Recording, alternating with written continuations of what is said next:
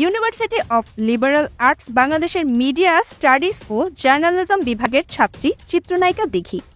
পড়াশোনার চাপ সামলে মিডিয়াতে কাজ করছেন নিজের মন মতো স্ক্রিপ্ট পেলে। সম্প্রতি দিঘি আলোচনায় আসেন সামাজিক যোগাযোগ মাধ্যমে হুট করে একটি বিয়ের কার্ডের ছবি দিয়ে। নেটিজনদের মাঝে রীতিমতো হইচই বাঁধিয়ে দিয়েছেন দিঘি। সবার একটাই প্রশ্ন, সত্যিই কি বিয়ের পিঁড়িতে বসতে যাচ্ছেন এই অভিনেত্রী এবং দিঘির বর কে? অবশ্য 2 দিন পরেই জানা গেল এটা রেজাউর রহমানের ওয়েব ফিল্ম 362436 এর প্রচারণার কৌশল।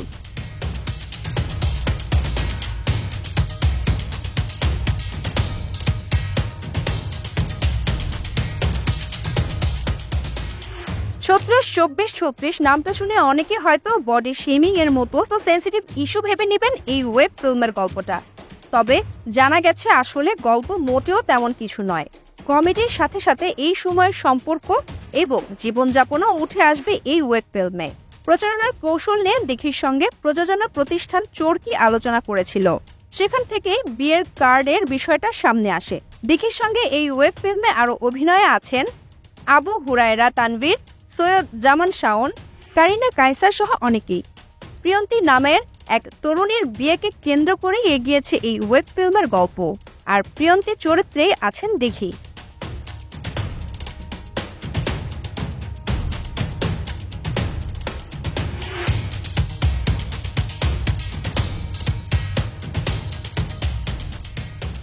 একসময় তুমুল জনপ্রিয় শিশুশিল্পী দিঘি এখন কাজ করছেন বেশ ভেবেচিন্তে। নিজের বয়সের সাথে মানানসই নানা চ্যালেঞ্জিং চরিত্রের পাশাপাশি এবং গল্পের চরিত্রের গুরুত্ব কেমন সেটাও মাথায় রেখেছেন তিনি। টিভিসি ওয়েব ফিল্মের পাশাপাশি কিছুদিন আগে সিয়াম আহমেদের সাথে জঙ্গলি সিনেমার শুটিং শেষ করেছেন দিঘি। বাংলাদেশের অভিনেত্রীরা সাধারণত পর্দায় ফুল নায়িকা চরিত্রে হাজির হতে চান, এই ক্ষেত্রে দিঘি হাঁটলেন অন্য পথে। মুক্তি প্রতীক্ষিত জঙ্গলিতে অতিথির চরিত্রে দেখা যাবে তাকে, তবে সেটার গুরুত্ব সিনেমার গল্পে প্রভাব বিস্তার করেছে অনেকখানি।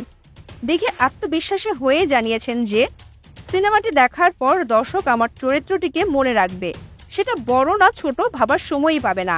তবে এই প্রস্তাবটা পাওয়ার পর মনের সঙ্গে যুদ্ধ করেই চ্যালেঞ্জটা নিয়েছেন দিঘি, এটাও জানিয়েছেন তিনি নিজে।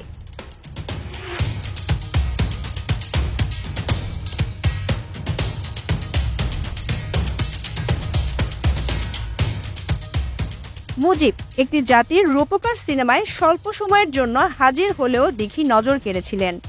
আরিফিন শুভর সাথে তার কেমিস্ট্রিও এসেছিল আলোচনায়। এবার সিয়াম আহমেদের সাথে বিগ স্ক্রিনে দর্শকেরা তাকে কতটা গ্রহণ করে সেটাই দেখার বিষয়।